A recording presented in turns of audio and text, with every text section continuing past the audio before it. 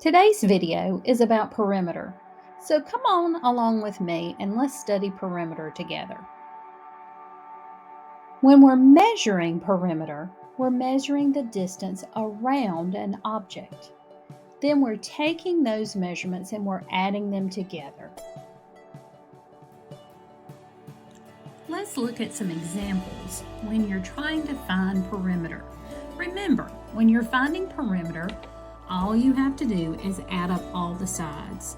So here we have an object and all of our side lengths are given. And when you list those side lengths and add all of them together, you get 20 centimeters. In this case, we're dealing in centimeters. They gave us the measurement, so that's our label on the end. Another example. Line up all of your sides and add them up. You have 7, 3, 9, and 8. And when you add those together, you get 27 M, and M stands for meters. Now I want you to look at this one. This one is just a tad bit different. But remember your rules of a rectangle. When you have a rectangle, the opposite sides are equal. So if this is 10 feet, what is this one going to be? Exactly, that's going to be 10 feet as well. And if this is 8 feet, then the opposite side is also going to be 8 feet.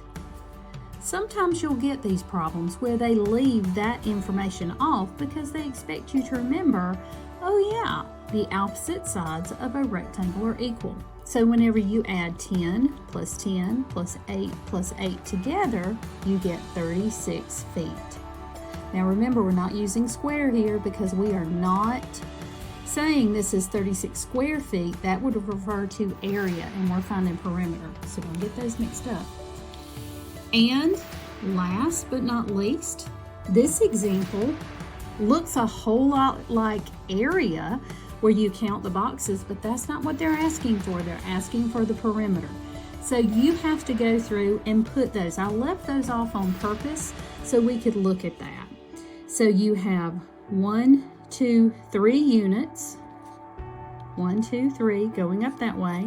You have 2 units going across the top, 2 units going here, 2 units for this little side, 1 unit for that side, and 1, 2, 3, 4 units across the bottom.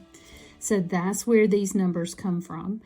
3, 2, another 2, another 2, 1, and 4. And when you add all that together, you get 14 units. Thanks for watching. I hope you've enjoyed learning about perimeter. See you next time, and don't forget to like and subscribe.